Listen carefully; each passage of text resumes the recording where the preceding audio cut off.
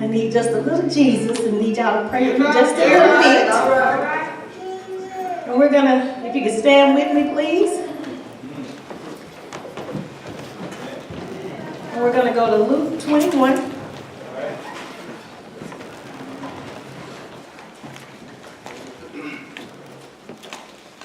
Luke 21. And we're going to read verses 34 to 36. And I'm going to be reading from the New King James Version. Again, that's Luke 21.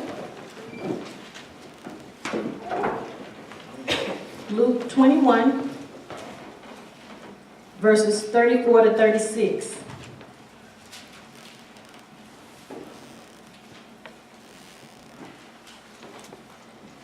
And again, the New King James Version. And it reads, "But take heed to yourselves, lest your hearts be weighed down with carousing, drunkenness, and cares of this life, and that day come on you unexpectedly. For it will come as a snare on all those who dwell on the face of the whole earth.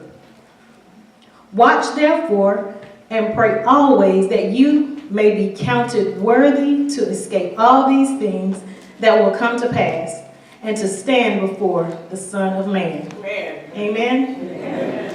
You may be seated. And we're going to talk today, stay woke. All right. Simple, stay woke.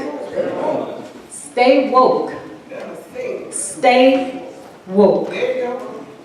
Have you ever noticed that if someone says, "Hold on a minute, I have something for you," you have some excitement or a little expectation of receiving something, and the stronger or closer the relationship is, the greater the expectation or excitement. But the longer we wait, the less interested and focused we become. We begin to get a little restless. We start to get sleepy and maybe even agitated.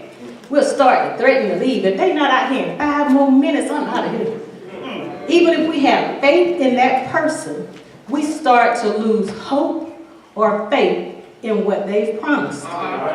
We start doing busy work while we wait, or we just resume our regular activities, forgetting that we were waiting for something. Christ has told us to wait and prepare for the gift of his return. Because it's taking so long, some of us have become restless and agitated.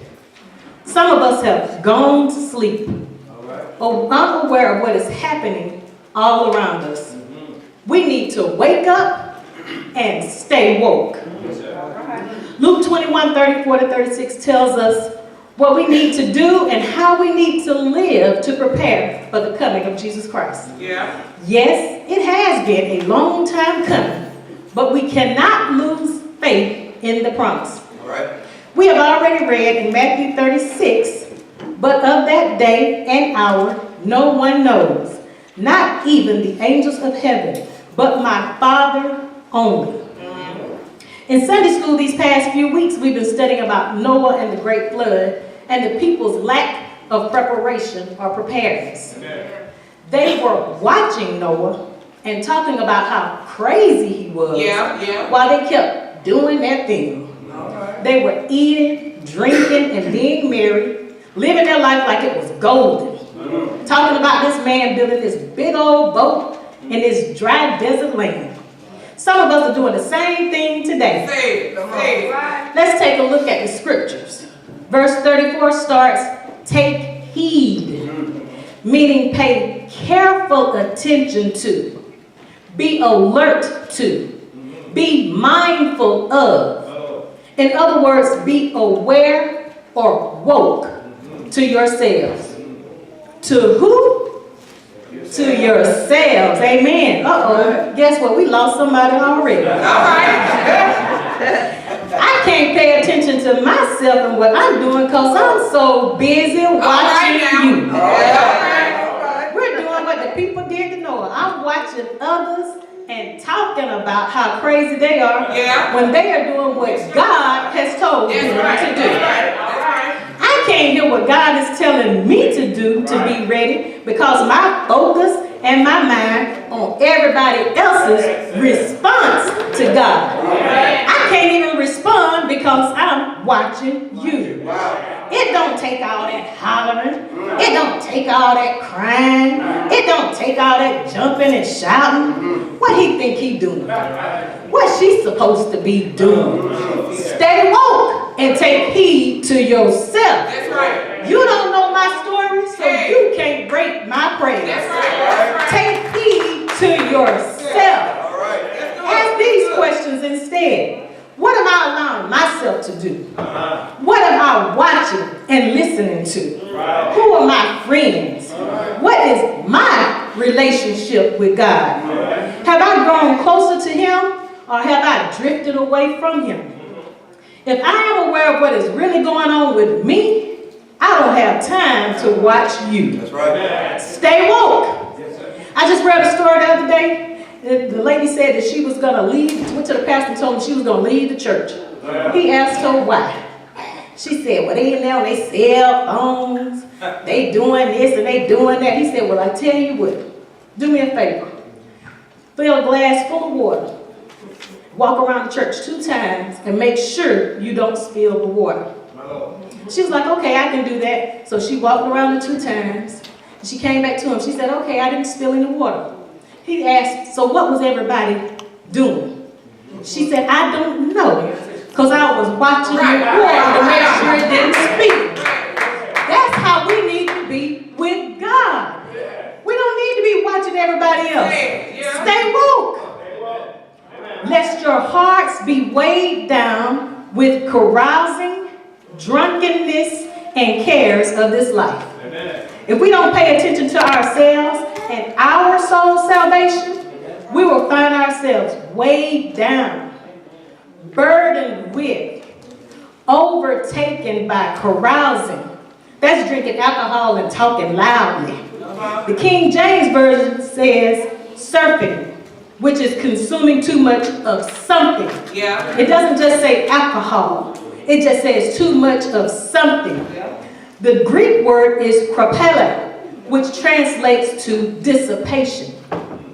Webster's dictionary describes dissipated living as that of excess, overconsumption, self-indulgence, wildness, depravity, and promiscuity. That means that too much of anything that separates us from God, too much alcohol, too much cell phone, too much internet, too much TV, too much sex, too much of anything that takes our focus off God and affects our minds and bodies, weighs down our hearts. Stay woke. Lest your hearts be weighed down with carousing, drunkenness, and cares of this life. We can't get so caught up in this earthly life and the material and carnal things that we don't work on our spiritual growth. And we end up being no heavenly good. We can't sit here trying to outdo the Jones and miss out on doing what is needed to please God. Now, some of us more seasoned saints may think that we don't need to hear this because we're not trying to chase riches. But guess what? We still have something of this world that may tempt us and tickle our fancies. When Jesus is talking here, he is giving this instruction to the disciples as well as to the people. We are unwise, have fallen into the trap of the enemy, and have fallen asleep in this war between good and evil if any of us think that we are out of the reach of sin. Stay woke. We're entering this Christmas season, and some of us went shopping on Black Friday. If Jesus had come back then, would we have been embarrassed by the way that we were acting in those stores? Did we display the fruit of the Spirit with love, joy, peace, patience, kindness, faithfulness, gentleness, goodness, and self-control? Or did we act like the world and allow some of the works of the flesh, that hatred and contentions, outbursts of wrath or anger, and selfish ambitions be what we showed as we shopped? Stay woke. Some of us are so caught up in what we have to buy for others for Christmas that we go into debt that we definitely cannot afford. All right. We are so focused on what we have to do for Christmas that we have forgotten why we have Christmas. Right. Now, I'm not saying that we shouldn't buy gifts and share gifts, but as we've learned, anything in excess is not what we should do. If you are exceeding your limit on your credit card to get those new J's, you're doing too much. If you're overdrafting your bank account for that new gaming system, you're doing too much.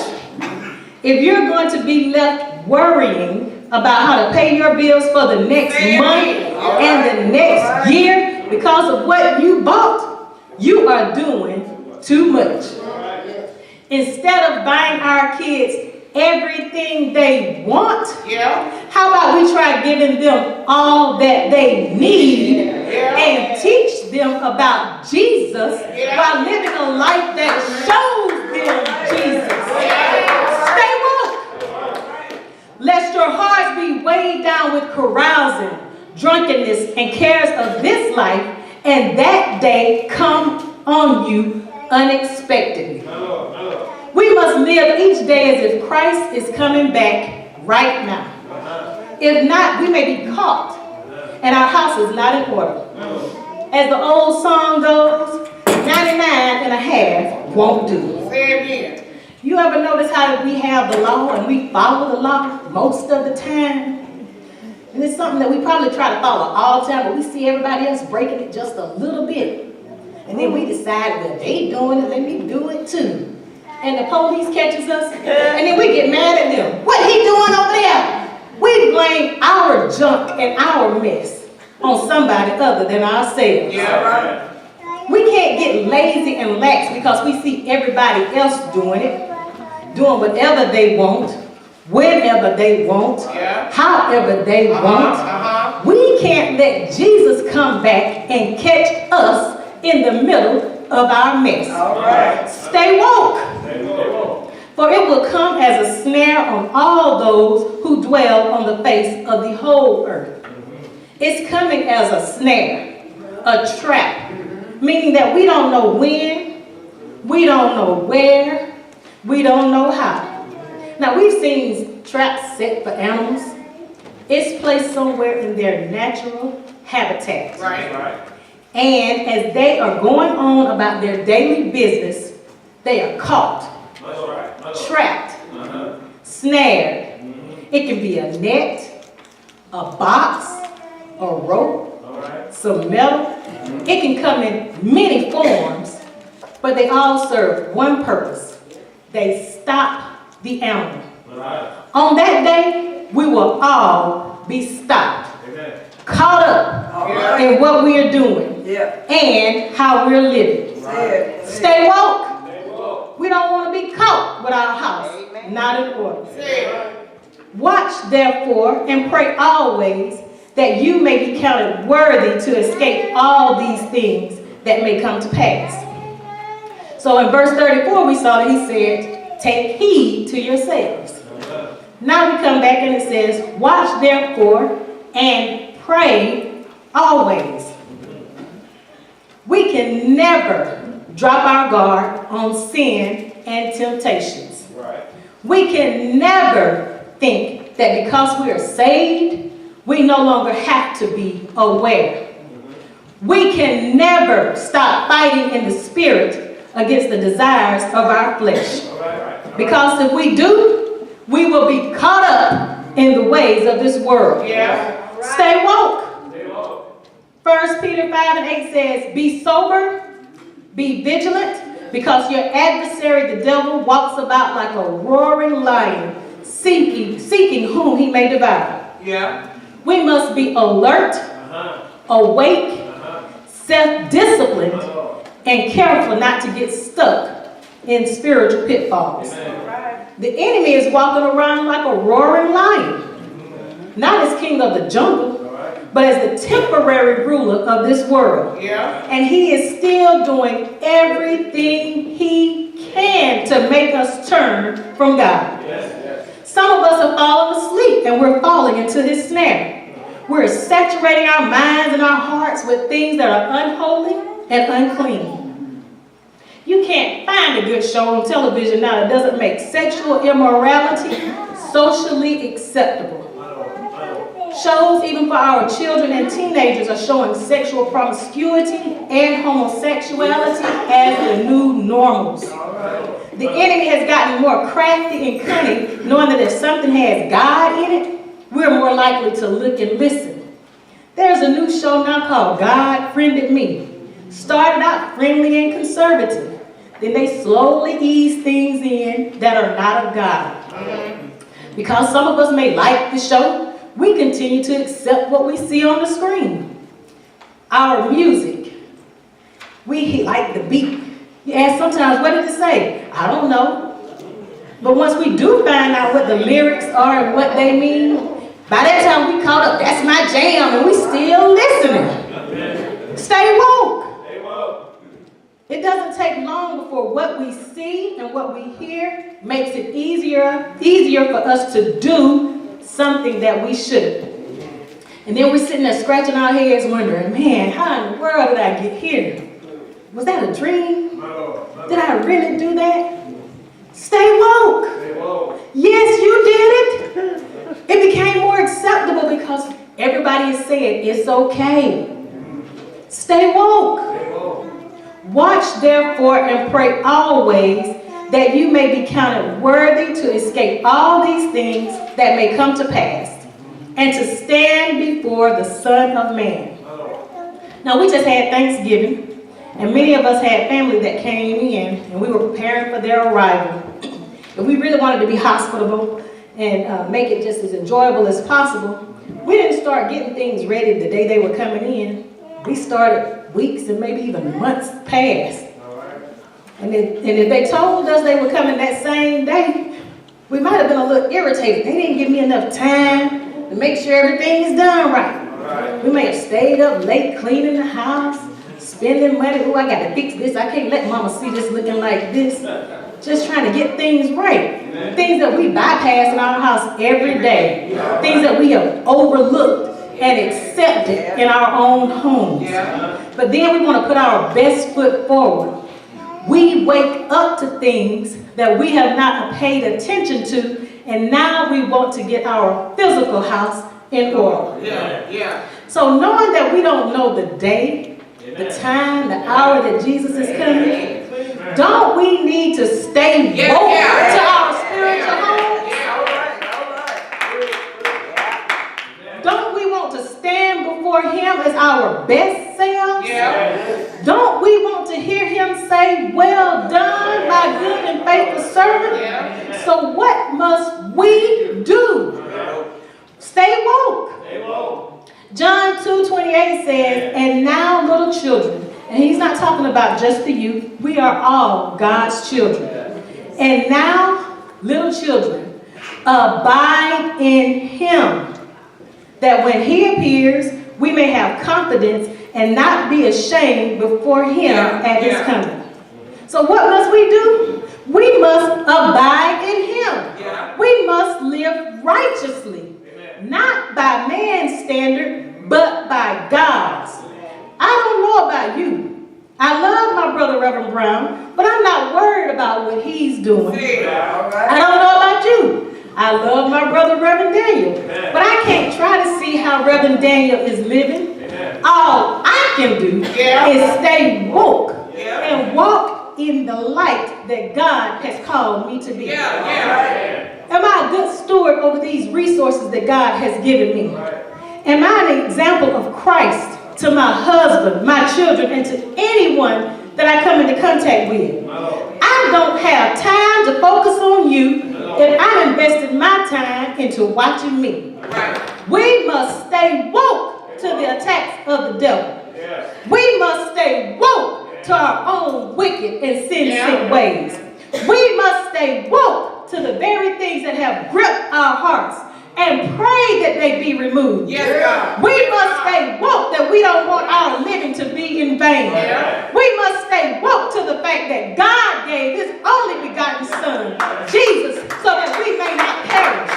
We must stay woke to the fact that Amen. Jesus again gave his life for our sins. Yeah. We must stay woke to the fact that Jesus died and he rose again on that third day. We must stay woke that Jesus has all power in his hands. We must stay woke to the fact that we must live a life that is pleasing to our King because he is coming back again. He came to save the first time, but he is coming to judge this time. And we must stay woke to how we're acting and the things that we're doing. I can't watch you. I can't stay awake for you. I must stay awake for me. We can't keep shaking and jiving, sneaking and creeping, dipping and diving, stealing and lying today, and not think that God is coming back to judge us. He may not be coming tomorrow. Tomorrow may be too late. Stay woke today. Stay woke. Stay woke. Stay woke. Stay woke.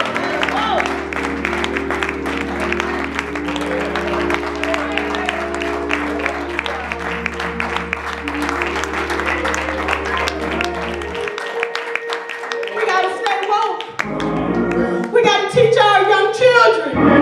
We gotta be examples. Things are happening. They're watching us. They're getting caught up in the snares of the devil. Stay woke. We can't wait them because we sleep. Stay woke. Stay woke. Stay woke. He's coming back. He's coming back. He's coming back. We don't know when, but we know that he is. Hallelujah. Stay woke. Stay woke. Come on, let's give Minister Johnson a big hand.